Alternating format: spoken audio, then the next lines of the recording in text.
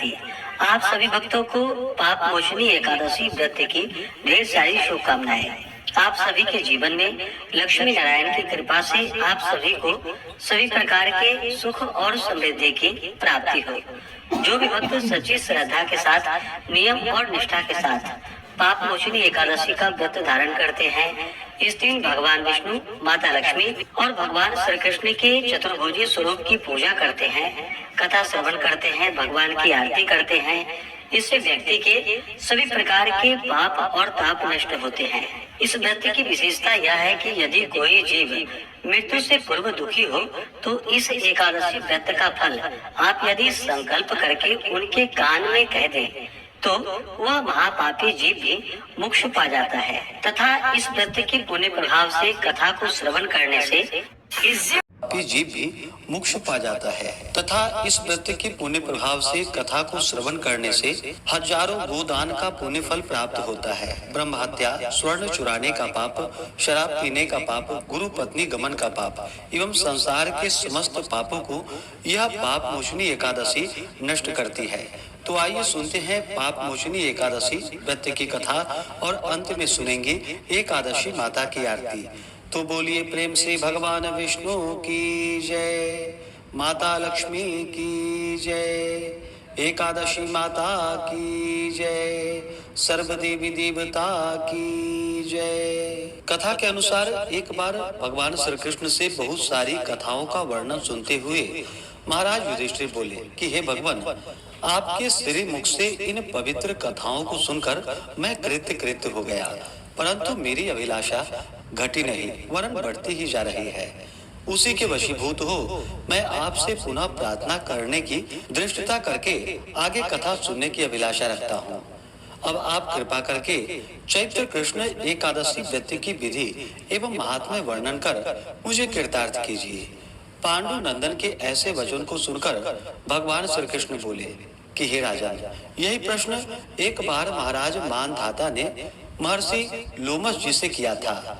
अस्तु, मैं वही कथा जो महर्षि लोमस जी ने मानधाता को सुनाई थी आज मैं तुम्हें सुना रहा हूँ।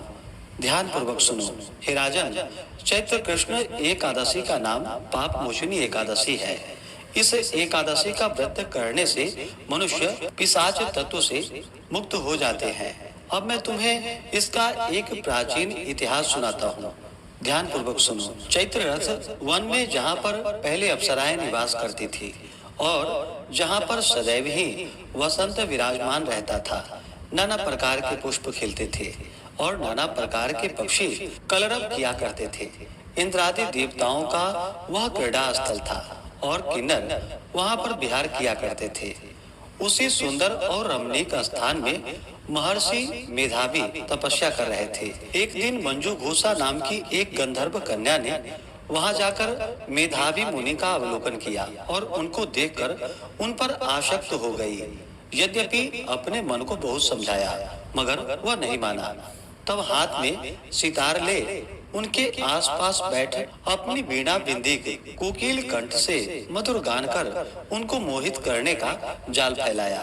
उसको वहां पर उपस्थित देखकर भगवान शंकर के प्राचीन शत्रु कामदेव शिव भक्त मेधावी मुनि को पराजित करने में तुल गए। अप्सरा की भौहें को कमान, कटाक्ष को प्रत्यंचा, नेत्रों को बाण बनाकर मंजू घोषा को उसका सेनापति बना दिया और आन बान और शान के साथ मुनि पर चढ़ाई कर दी। मेधावी ऋषि युवा, स्वरूपवान और तेजवान व्यक्ति थे। उनको देखकर स्त्रियां अनायास ही उनकी ओर आकर्षित हो जाती थी। कामदेव की सेनापति मंजू घोषा ने मुनि के सम्मुख समीप ही बैठकर मधुर गान करना आरंभ कर दिया। स्वर लहरी की सुरीलता तान से ऋषि का ध्यान भंग हो गया और मंजू घोषा पर दृष्टि पड़ते ही उस पर मोहित हो गए। मुनि को अपनी ओर आकर्षित देख मंजू घोषा अपनी समस्त क्रीड़ाएं एकत्रित कर उनके पास गई। महामुनि उसके रूप पर ऐसे मोहे कि समस्त शिव चरित्र क्षण मात्र में ही भूल गए और मंजू घोषा के साथ रहकर काम क्रीड़ा करने लगे। भोग विलास करते जब बहुत दिन हो गए तब मंजू घोषा ने मुनि से जाने की आज्ञा मांगी। कामाशक्त मुनि ने कहा, अभी ठहरो, आज ही तो आई हो। मंजू घोषा मुनि के वचन सुनकर यद्यपि भयभीत हुई, तथापि काम का चित्त भावी अनिष्ट की आशंका से चंचल रहने लगा। मंजू घोषा मुनि के पास 57 वर्ष 9 मास 13 दिन काम क्रीड़ा करती रही, मगर मुनि के लिए अभी वह पहले ही रात थी। एक दिन मंजू घोषा के आज्ञा मांगने पर मुनि ने वही प्राचीन पाठ फिर से दोहराया। तब उसने भयभीत होते हुए किंचित मुस्कुराकर कहा, यह प्रभु कितनी संध्याएं आई और चली गई, मगर आपको अभी एक ही रात बीती है। मंजू घोषा के ऐसे वचन को सुनकर मुनि की मोह निद्रा भंग हुई और उन्होंने ध्यान करके अपने चरित्र को देखा। रहस्य जानकर मुनि अत्यंत क्रोधित हुए और कहने लगे कि हे दुष्टी, तुम्हें बार बार धिक्कार है। तूने मेरी अब तक की सारी आराधना नष्ट कर दी, अतः तुम पिशाच तत्व हो जाओ। मुनि के शाप से मंजू घोषा पिशाचिनी हो गई और मुनि के चरणों पर गिरकर कहा कि प्रभु, मैं निरपराधनी हूँ, मेरा क्या दोष है? आपने मुझे व्यर्थ ही शाप दिया है, अतएव अब जो होना था सो हो गया। अब कृपा कर शाप मोचन का उपाय कहिए।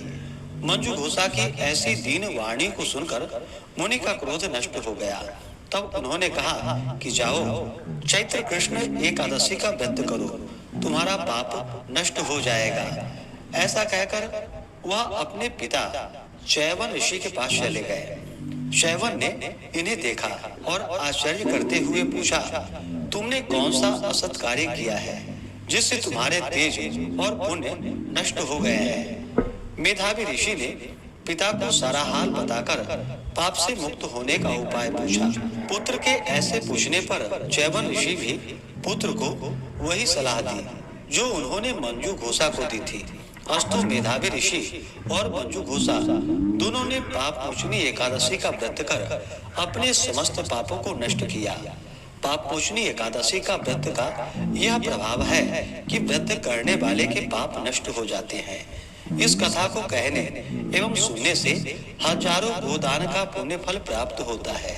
ब्रह्म हत्या, स्वर्ण चुराने का पाप, शराब पीने का पाप, गुरु पत्नी गमन का पाप एवं संसार के समस्त पापों को यह पाप मोचनी एकादशी नष्ट कर देती है। तो बोलिए प्रेम से भगवान विष्णु की जय। अब आइए सुनते हैं एकादशी माता की आरती। तो बोलिए प्रेम से एकादशी माता की जय। ओम जय एकादशी माता, विष्णु पूजा व्रत को धारण कर शक्ति मुक्ति पाता। ओम जय एकादशी माता, विष्णु पूजा व्रत को धारण कर शक्ति मुक्ति पाता। तेरे नाम गिनाऊं देवी भक्ति प्रदान करनी, गण गौरव की देनी माता शास्त्रों में वर्णी। ओम जय एकादशी माता, विष्णु पूजा व्रत को धारण कर शक्ति मुक्ति पाता। मार्गशीर्ष के कृष्ण पक्ष की उत्पन्ना विश्वतारिणी जन्मी, शुक्ल पक्ष में हुई मोक्षदा मुक्तिदाता बन आई। ओम जय एकादशी माता, विष्णु पूजा व्रत को धारण कर शक्ति मुक्ति पाता। पौष के कृष्ण पक्ष की सफला नामक है, शुक्ल पक्ष में होए पुत्रदा आनंद अधिक रहे। ओम जय एकादशी माता, विष्णु पूजा व्रत को धारण कर शक्ति मुक्ति पाता। नाम षट तीला माघ मास में कृष्ण पक्ष आवे, शुक्ल पक्ष में जया कहावे विजय सदा। ओम जय एकादशी माता, विष्णु पूजा व्रत को धारण कर शक्ति मुक्ति पाता। विजया फाल्गुन कृष्ण पक्ष में शुक्ला आमल की, पाप मोचिनी कृष्ण पक्ष में चैत्र महाबल की।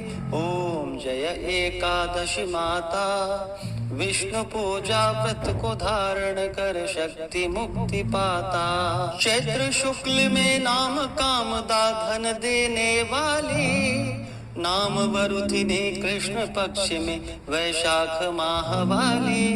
ओम जय एकादशी माता, विष्णु पूजा व्रत को धारण कर शक्ति मुक्ति पाता। शुक्ल पक्ष में होए मोहिनी अपराजिष्ट कृष्ण पक्षी। नाम निर्जला सब सुख करने शुक्ल पक्ष रखी। ओम जय एकादशी माता, विष्णु पूजा व्रत को धारण कर शक्ति मुक्ति पाता। योगिनी नाम आषाढ़ माह में जानो कृष्ण पक्ष करणी। देव शयनी नाम कहायो शुक्ल पक्ष धरणी।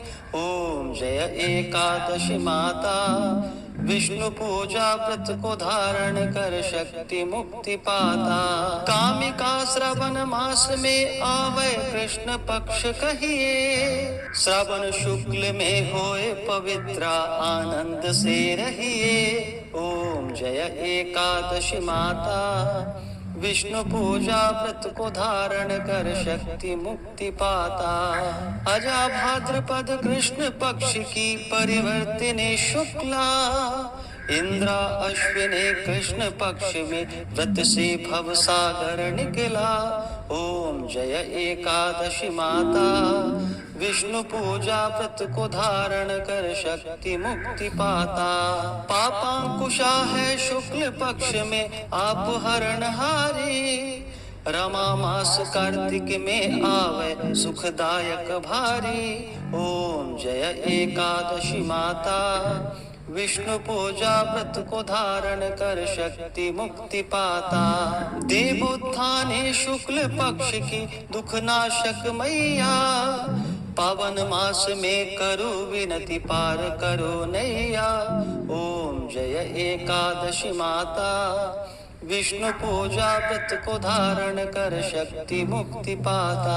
परमा कृष्ण पक्ष में होती जन मंगल करणी। शुक्ल मास में होए पद्मिनी दुख दारिद्र हरणी। ओम जय एकादशी माता, विष्णु पूजा व्रत को धारण कर शक्ति मुक्ति पाता। जो कोई आरती एकादशी की भक्ति सहित गावे। जन गुरुदिता स्वर्ग का वासा निश्चय ही पावे। ओम जय एकादशी माता, विष्णु पूजा व्रत को धारण कर शक्ति मुक्ति पाता। ओम जय एकादशी माता, विष्णु पूजा व्रत को धारण कर शक्ति मुक्ति पाता।